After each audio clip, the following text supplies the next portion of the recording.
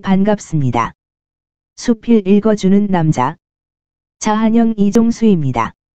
이번 시간은 767번째 시간으로 베이비박스의 꿈이라는 수필을 읽어드리겠습니다. 베이비박스의 꿈. 박성근. 천사 같은 제 아기를 잘 부탁드립니다. 언젠가 꼭 다시 찾으러 오겠습니다. 만약 아기를 만날 수 없어도 평생 참회하며 살겠습니다. 가슴은 찢어지지만 미혼모로서 어쩔 수 없는 선택이었습니다. 부디 저를 용서하십시오. 그러나 사랑하는 아기야, 너는 나를 용서하지 마라. 못난 엄마가. 어느 5월의 늦은 밤이었다. 한 신생아가 구겨진 편지와 함께 봄꽃처럼 버려졌다. 세상에서 첫 번째 배운 배신의 아기가 세차게 울었다. 서울의 어느 후미진 거리에 설치된 베이비박스였다. 그리고 한 어린 여성이 비틀거리며 돌아섰다. 그녀의 등에 슬픔이 한없이 찰방거렸다. 눈물을 훔치는 어린 엄마와 아기의 마지막 이별이었다. 작자 미상의 푸석한 풍경이었다. 오직 나와 CCTV만이 그 쓰라린 이야기를 차곡차곡 베끼고 있었다. 세상의 불은 꺼지고 달빛은 미치게 흔들리는 찔레꽃의 그림자를 줍고 있었다. 은퇴 전, 나는 베이비박스 관련 국 업무를 총괄하고 있었다. 우리 청은 베이비박스는 불법 시설로 아동 유기를 조장함으로 철거해야 한다는 방침이었다. 물론 베이비박스를 설치한 시설에서는 베이비박스를 통해 한 생명이라도 보호해야 한다는 입장이었다. 나는 당연히 법에 따라 우리 청의 입장에 서 있어야만 했다.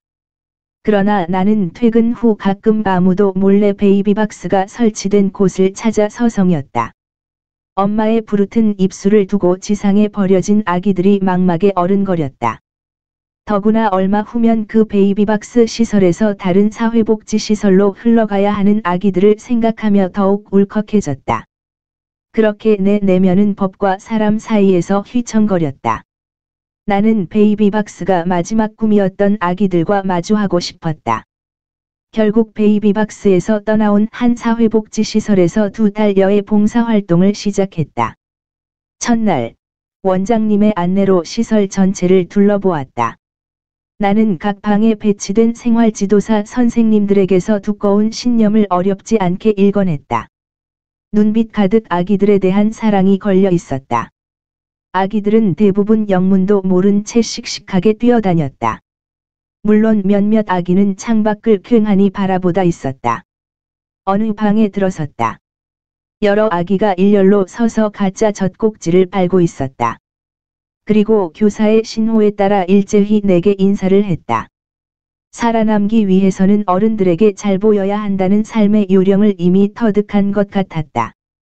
주홍글씨를 달고 정처 없이 떠돌았을 아기들 앞에서 가슴이 먹먹해졌다. 아기들은 이름 없는 꽃들이었다. 이름도 없이 피어나 원장님의 성을 따라 이름을 얻는다고 했다. 이름 모를 꽃들은 우리가 이름을 모를 뿐 본디 이름이 있다. 그러나 이름 없는 아기들은 처음부터 이름이 없어 더욱 아렸다. 아기들은 아무도 울지 않았다. 뒤돌아서 나만 몰래 울었다. 눈물을 보이지 않으려고 창밖을 올려다보았다. 멀리 한 무리 세대가 다시 돌아가고 싶은 듯 디귿자로 날아가고 있었다. 나는 조금 자란 17살 아이들과 매일 함께 잤다.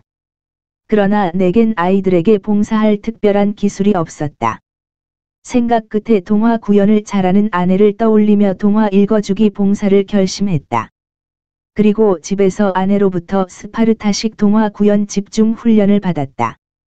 아이들을 생각하며 아내의 실팍한 구박을 잘 이겨냈다. 모든 동화의 끝은 이상하게 슬픔이 없었다. 오직 헐헐 행복을 깃는 꿈만 가득했다. 나는 아이들에게 그 수북한 꿈을 전해주고 싶어 잔뜩 행복한 목소리와 표정을 지었다. 동화가 끝나면 아이들은 꿈을 먹은 듯 신나게 발레를 개고 구석구석 청소를 했다. 그러던 어느 날 우연히 나는 피곤으로 귀잠을 자는 아이들의 얼굴을 빤히 내려다보았다. 그렇게 아이들의 얼굴에서 동화에서처럼 꿈을 찾아 나섰다. 그러나 끝내 도리질을 하며 목이 메었다. 이 아이들에게 꿈은 무엇일까? 아니, 아이들에게 꿈이 있기라도 할까? 그리고 어느 늦은 밤, 잔뜩 술에 취한 한 남자가 찾아왔다. 나와 잠을 자는 민호를 데리러 왔다. 가슴 아프도록 초라한 행색이었다. 아이를 맡긴 부모가 찾으러 오면 시설에서는 특별한 사유가 없는 한 보낼 수밖에 없었다.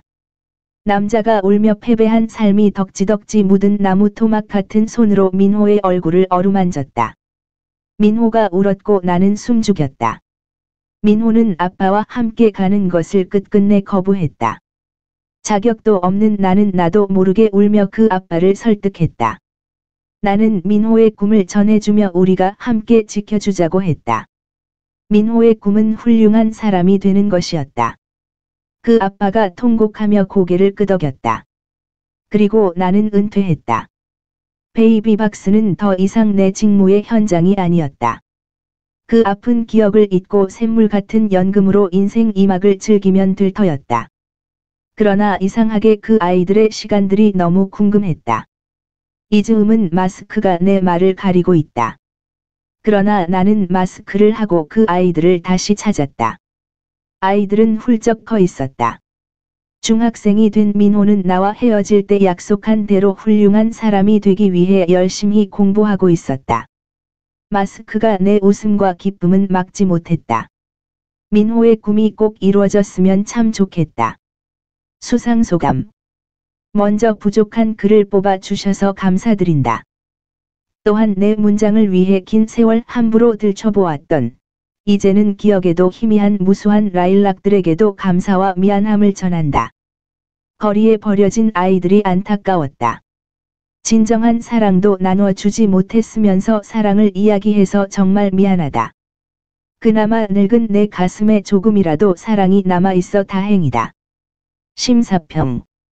필자는 공직에 있을 때 베이비박스는 불법 시설이고 유아 유기를 조장하는 시설이므로 법에 따라 철거해야 한다는 입장이었다. 하지만 퇴직 후 봉사활동을 하면서 부모로부터 버려진 아이들에 대한 생각이 바뀌어 정을 느끼게 되는 진솔한 이야기가 마음을 사로잡는다. 끝 좋으면 좋아요 구독 알림 설정 눌러주세요. 감사합니다.